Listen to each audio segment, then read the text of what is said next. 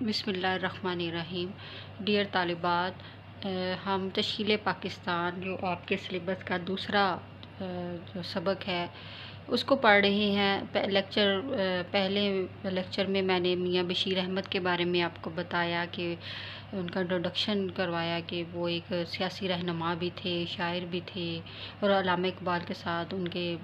ذاتی مراسم بھی تھے۔ اس کے بعد ہم نے سبق کے اہم نکات کو دیکھا کہ اس میں اہم نکات کیا تھے، اور صفحہ نمبر 6 اور 7 کی ہم نے تشریح دیکھی۔ تو آج جو ہے میں نے صفحہ نمبر 6 سے لے کے صفحہ نمبر 10 تک کے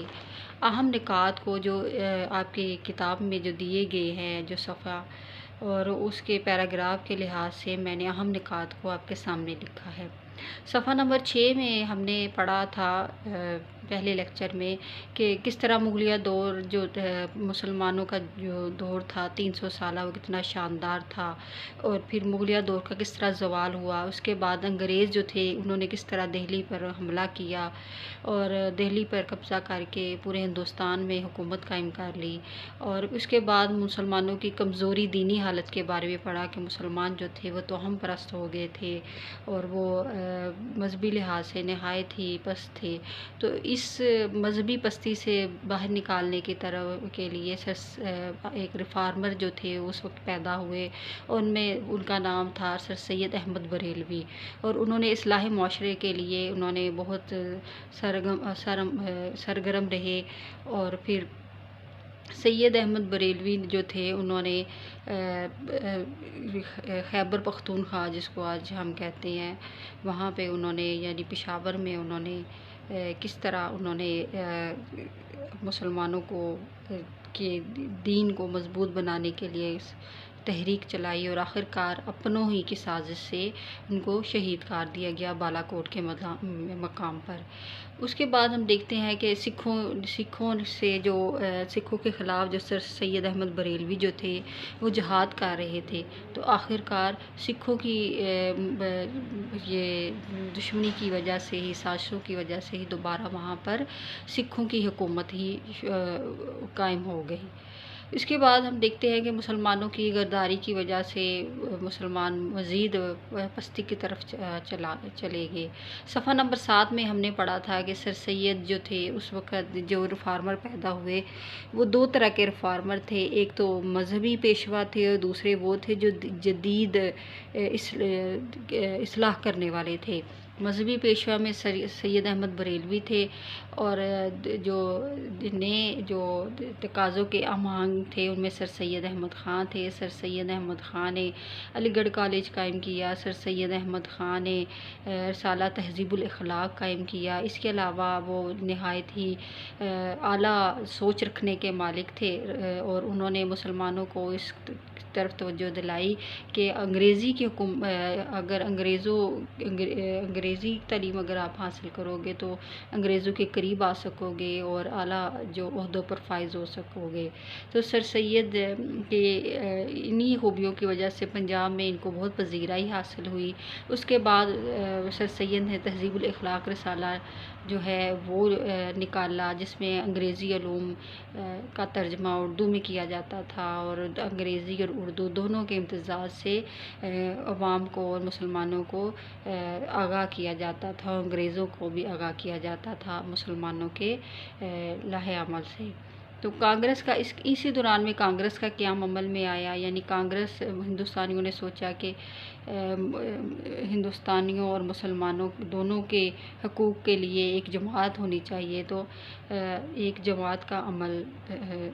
قیام عمل میں آیا جس کو کانگریس کہتے ہیں۔ لیکن سر سید احمد خان چونکہ ہندوؤں کو جانتے تھے، اس لیے انہوں نے مسلمانوں کو کانگریس سے دور رہنے کی انہوں نے ان کو اصلاح دی، اور سر سید کی حکمت عملی ہی تھی کہ اس میں اسباب بغاوت ہند کی آپ نے تصنیف لکھی، اور اس میں آپ نے انگریزوں کو بتایا کہ غدر میں صرف مسلمان ہی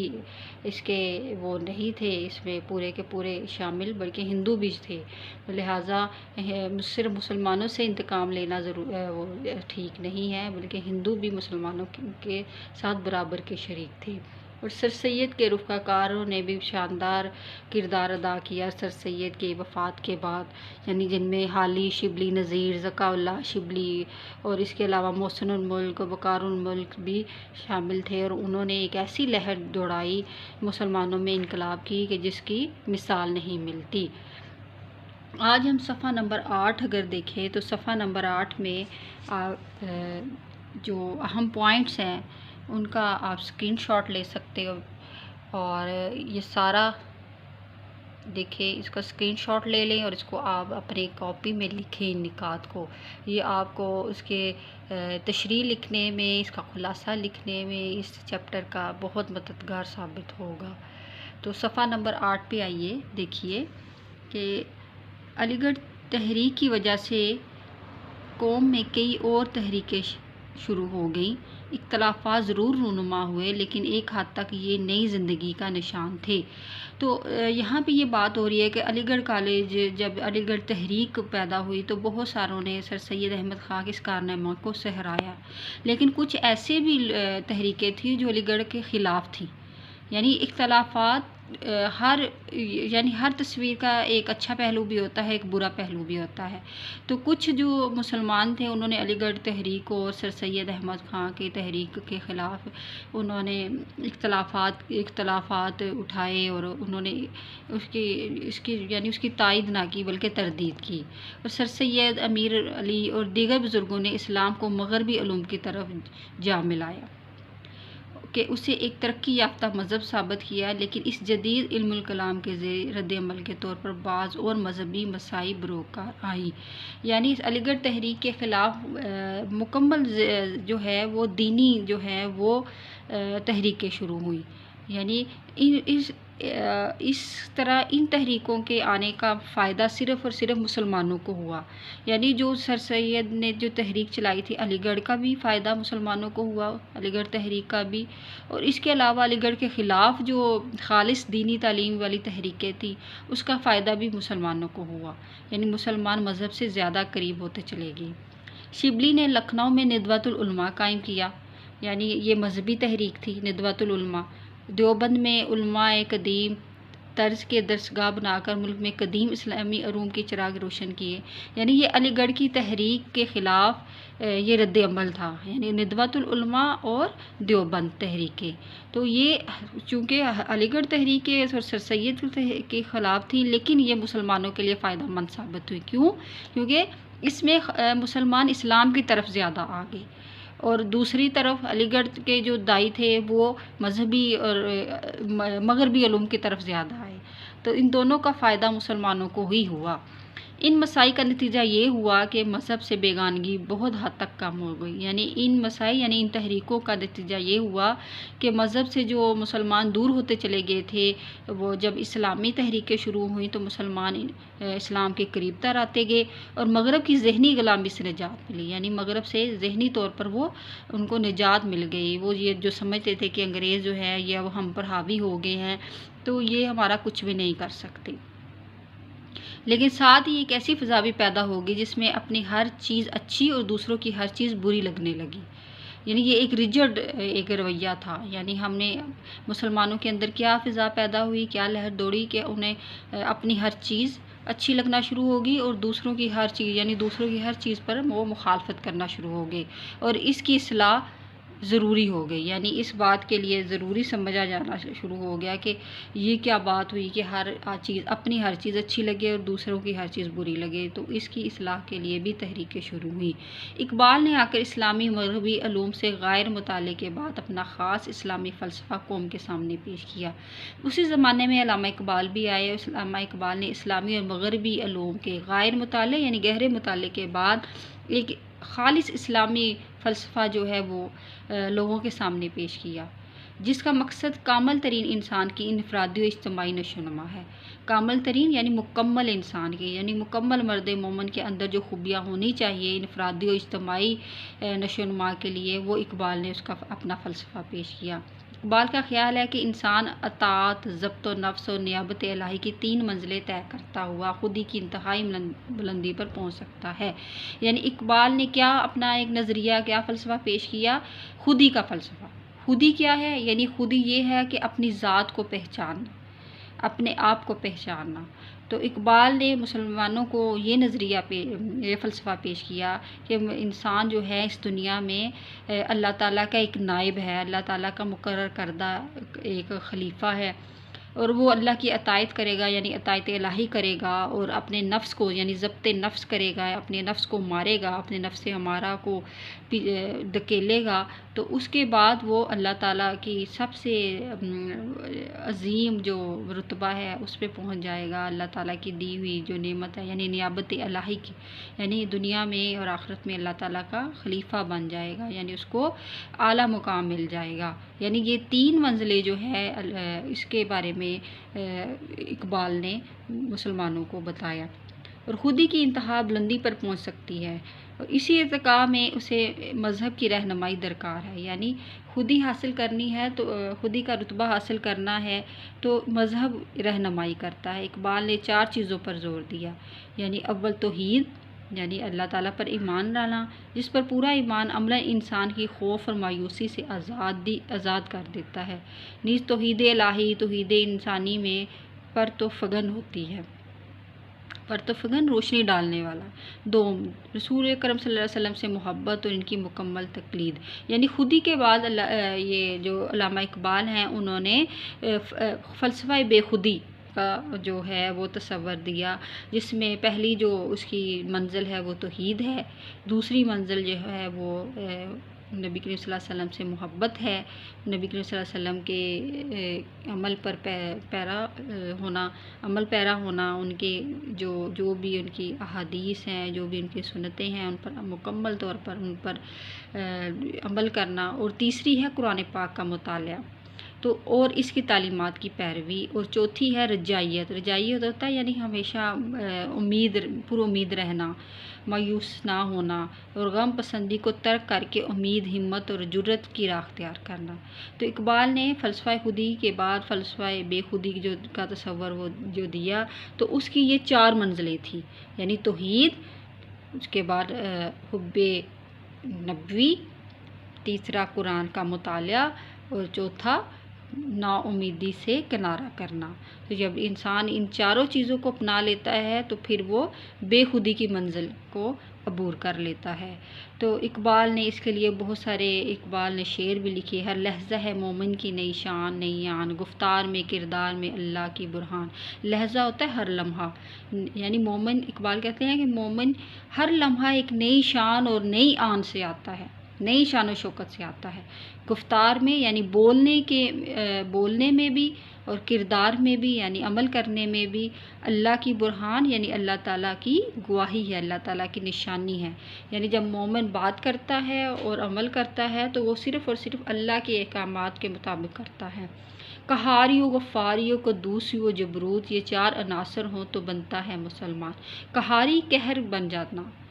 غفاری معاف کر دینے والا، قدوسی پاک، جبروت سخت، یعنی یہ اللہ تعالیٰ کی جو 4 جو خوبیاں ہیں اللہ تعالیٰ کی، جب انسان کے اندر یہ پیدا ہو جاتی ہیں تو یہ 4 عناصر ہوں تو بنتا ہے مسلمان۔ تو یعنی اصل مسلمان، اصل مرد مومن تب ہی بنتا ہے انسان جب یہ وہ قہار بھی ہو، یعنی قہر کرنے والا۔ قہر کس پہ کرے؟ یعنی مشرکین پہ،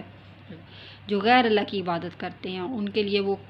قہار بن جائے، قہر بن جائے ان کے لیے۔ غفاری اور معاف کر دینے والا ہو، اللہ کی مخلوق کو بھی معاف کرنے والا ہو۔ قدوسی اور ہر طرح کی لغزشوں سے، ہر طرح کے گناہوں سے انسان پاک ہو۔ اور جبروت یعنی انسان جو ہے وہ مرد مومن جو ہے وہ سخت بھی ہو، اتنا نرم نہ ہو کہ لوگ اس کو کھا جائیں، اور اتنا سخت بھی نہ ہو کہ لوگ اس کو پتھر سمجھیں۔ تو یہ 4 چیزیں جب ان کا امتزاج جب انسان کے اندر آتا ہے تو وہ صحیح مسلمان کہلاتا ہے۔ جس سے جگر لالا میں ٹھنڈک ہو وہ شبنم، دریاؤں کے دل جس سے دہل جائیں وہ طوفان، یعنی یہاں پہ مرد مومن کا علامہ اقبال تصور پیش کر رہے ہیں۔ جگر لالا یعنی لالا کے دل میں ٹھنڈک ہو وہ شبنم، شبنم یعنی وہ اس طرح شبنم کی طرح ہو جس طرح شبنم کے قطرے جب لالا کے پھول کے اوپر پڑتے ہیں اور ایک ٹھنڈک دیتے ہیں، تو مرد مومن بھی اس طرح ہو کہ جب اس کا اخلاق اس طرح ہو کہ وہ مصیبت زدوں اور غم زدوں کے لیے شبنم کی طرح ہو، دریاؤں کے دل جس سے دہل جائیں وہ طوفان، اور جہاں وہ شبنم کی طرح دوسروں کو ٹھنڈک پہنچائے، اس کے ساتھ ساتھ مرد مومن میں یہ خوبی بھی ہو کہ وہ جہاں سے گزرے تو دریاؤں کے دل اس سے دہل جائیں، یعنی مشرکین جو ہیں، کافر جو ہیں، وہ اس کے آنے پر دہل جائیں ان کے دل، اور وہ کانپ جائیں کہ اب یہ ایسا مرد مومن ہے جو ہمیں خاک میں ملا دے گا۔ تو یہ اس طرح کی خوبیوں کے مالک جو انسان ہوتے ہیں وہی اصل مرد مومن کہلانے کے حقدار ہیں۔ تو اقبال نے مسلمانوں کو ایسے مرد مومن بننے کی تلقین کی۔ اقبال نے اپنی قوم کو یہ کہہ کر جگایا اور اکسایا کہ چلنے والے نکل گئے ہیں جو ٹھہرے ذرا کچل گئے ہیں، یعنی اقبال نے کہا کہ جو چلتے ہیں، جو محنت کرتے ہیں، جو حرکت کرتے ہیں، وہی قومیں آگے کو نکلتی ہیں، اور جو سست ہو کے رہتے ہیں، کاہل ہو کے رہ جاتے ہیں، دوسروں کی چیزوں کو برا کہتے ہیں اور اپنے آپ کو اچھا کہتے ہیں، وہی اصل میں تباہی کی طرف جاتے ہیں۔ دوسروں کی اچھی چیزوں کو لے لو اور دوسروں کی بری چیزوں کو نہ اپناؤ، بلکہ اچھی چیزوں کو اپناؤ۔ تو اس طرح اقبال نے مرد مومن کے لیے اس طرح کی خوبیوں کو اپنانے کے لیے کہا۔ اپنے رہنماؤں کی پکار سن کر مسلمان قوم ترقی کی راہ پر کچھ چلنے تو لگی، لیکن جاب ٹھوکریں کھاتے ہوئے، یعنی مسلمان جو ہیں وہ اقبال اور اپنے جو جتنے بھی مذہبی پیشوا تھے ان کی باتوں کو مان کر تھوڑی بہت ترقی کی طرف چلنے لگی، لیکن کیا ہوا کہ پھر بھی ٹھوکریں کھانے لگی، جا بجا کبھی کسی کے جھانسے میں آ جاتی، کبھی کسی کے جھانسے میں آ جاتی۔ معاشی حیثیت سے وہ اپنے ہمسایوں سے کہیں پیچھے رہی، ہمسائے یعنی ہندوؤں سے، یعنی معاشی لحاظ سے، اکنامیکلی لحاظ سے مسلمان جو ہے وہ ہندوؤں سے بہت پیچھے تھے۔ کیوں؟ کیونکہ ہندوؤں نے تو انگریزی تعلیم حاصل کر لی تھی، لیکن مسلمان صرف اسی شش و پنج میں تھے کہ ہم انگریزی تعلیم حاصل کریں یا نہ کریں، کیونکہ اس زمانے میں مسلمان سمجھتے تھے کہ اگر ہم انگریزی پڑھیں گے تو ہماری زبان جو ہے وہ ناپاک ہو جائے گی، یا ہم انگریزی تعلیم حاصل کریں گے تو ہم کافر ہو جائیں گے۔ تو سر سید احمد خان اور علامہ اقبال جیسے لوگوں نے مسلمانوں کے اندر آگاہی پیدا کی کہ کسی غیر کی زبان کو پڑھ کے کوئی بھی کافر نہیں ہوتا۔ تو یعنی تعلیمی حیثیت سے وہ ضرور کچھ بڑھی، لیکن پھر بھی پسماندہ رہی، یعنی تعلیمی حیثیت سے مسلمان تھوڑے بہت تو پڑھ گئے لیکن پسماندہ پھر بھی رہے۔ کیوں؟ البتہ اپنی قومی زبان و ادب کو اس نے باوجود اپنے انحطاط سے خوب چمکایا، انحطاط زوال سے، یعنی دور انحطاط میں قومی زبان و ادب کا عروج جو ہے وہ بہت زیادہ ہوا۔ اس کی وجہ کیا تھی؟ اس کی وجہ یہی ہی تھی کہ جو قومیں دب جاتی ہیں، جن پر ظلم کیا جاتا ہے، تو اس زمانے میں بہت سارے جو لکھنے والے ہوتے ہیں وہ اپنے دل کی آواز کو اپنے قلم پہ لے آتے ہیں۔ تو قلم کی آواز جب دل کی آواز بن جاتی ہے تو پھر جو زبان و ادب ہوتا ہے وہ بھی خوب چمکتا ہے۔ اردو علم و ادب اور صحافت کو ترقی ہوئی اور ملک میں جا بجا اردو کی علمی و ادبی انجمنیں پھیل گئی، یعنی علم و ادب کے لحاظ سے اور صحافت میں کافی ترقی ہوئی، اور کئی جگہ پہ انجمنیں ایسی بنی جو اردو کی ترقی کے لیے گامزن ہوئی۔ علی گڑھ کالج 1920 میں یونیورسٹی کے درجے تک پہنچ گیا، یعنی مسلم یونیورسٹیوں، یعنی علی گڑھ کے علاوہ بھی اور بہت ساری مسلم یونیورسٹیوں کا قیام عمل میں آیا۔ مجملہ حیدرآباد دکن کی دوسری ترقیات کے وہاں جامعہ عثمانی کا شاندار ادارہ قائم ہوا۔ متمدن زندگی کے اکثر شعبوں میں مسلمان دوسروں سے پیچھے ضرور تھے، لیکن یہ سب ان پر اور دوسروں پر ظاہر ہو گئی کہ جب بھی اور جہاں بھی وہ بڑھنے کی کوشش کریں وہ دوسروں سے ہٹتے نہیں رہتے۔ یعنی علی گڑھ کے علاوہ جامعہ عثمانیہ کا جو دکن میں ان کا قیام عمل میں آیا،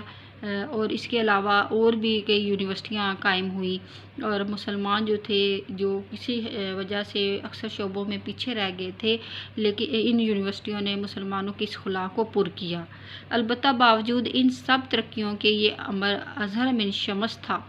یعنی ظاہر ہوتا تھا کہ جب تک قوم سیاسی حیثیت سے مضبوط اور متحد نہ ہوگی اس کی ساری روایات عکارت ضائع جائے گی۔ یعنی ان تمام چیزوں نے یہ مسلمانوں پر باور کروا دیا کہ اگر مسلمان قوم متحد نہیں ہوگی تو تب تک یہ تمام جتنی بھی کوششیں کی جا رہی ہیں، جتنی بھی یونیورسٹیاں بنائی جا رہی ہیں، تب تک قوم جو ہے ترقی نہیں کر سکتی، تو متحد ہونا بہت ضروری ہے۔ ان کی ساری روایات اور اس کے سارے ارادے درے کے درے رہ جائیں گے۔ تو یعنی مسلمانوں کے عروج کے لیے اور جو مسلم یونیورسٹیوں کا قیام ہوا تھا، اس کی صرف ان کو صرف یہی مسلمانوں کو توجہ اس طرح دلانی تھی کہ جدید علوم کے ساتھ ساتھ مسلمان اکٹھے بھی ہوں، مسلمان متحد بھی ہو جائیں، پارٹی بازی نہ کرے، سیاست بازی نہ کریں۔ مسلمانان ہند کی جدید سیاسی زندگی کی داستان یہ ہے کہ انڈین نیشنل کانگریس کے قیام کے بعد گور سر سید علی گڑھ میں مسلمانوں کے سیاسی حقوق کے تحفظ کے لیے قدم اٹھایا، لیکن بالامور ان کی قومی سیاست یہی تھی کہ مسلمان ملکی سیاست سے الگ تھلگ رہیں اور پہلے مغربی علوم کے اصول سے اپنی قوم کی حالت کو درست اور مضبوط کر لیں، مگر 20ویں صدی کے شروع سے ایشیا اور اس کے ساتھ ہندوستان میں صورتحال دگرگوں ہونے لگی، دگرگوں بری۔ یعنی مسلمانان ہند کی جدید سیاسی زندگی کی کہانی یہی ہے کہ انڈین نیشنل کانگریس کا قیام جو عمل میں آیا تھا، وہ اس میں کہا تو یہ گیا تھا کہ یہ ہندو اور مسلمانوں کی پارٹی ہے، لیکن علی گڑھ سر سید جو تھے وہ سیاسی رہنما تھے اور وہ موقع کی نزاکت کو بھانپ کے تھے۔ انہوں نے شروع سے ہی محسوس کر لیا تھا کہ کانگریس صرف ہندوؤں کی حقوق کے لیے بات کرے گی، مسلمانوں کے سیاسی حقوق کے لیے وہ کوئی بھی کام نہیں کرے گی، لہٰذا انہوں نے مسلمانوں کو سیاست سے علیحدہ رہنے کے لیے کہا تھا، اور صرف انہوں نے اس بات کی طرف توجہ دلائی تھی کہ قوم اگر مضبوط ہونا چاہتی ہے اور اپنی حالت کو درست کرنا چاہتی ہے تو صرف وہ مغربی علوم اور جدید علوم سیکھے، وہ انگریزی کی طرف آئے تو وہ سیاست کی طرف نہ آئیں۔ مگر 20ویں صدی کے شروع سے ایشیا اور اس کے ساتھ ہندوستان میں صورتحال دگرگوں ہونے لگی، دگرگوں بری، یعنی 20ویں صدی کے شروع میں ہی ایشیا اور اس کے ساتھ جو ہندوستان تھا ان کی جو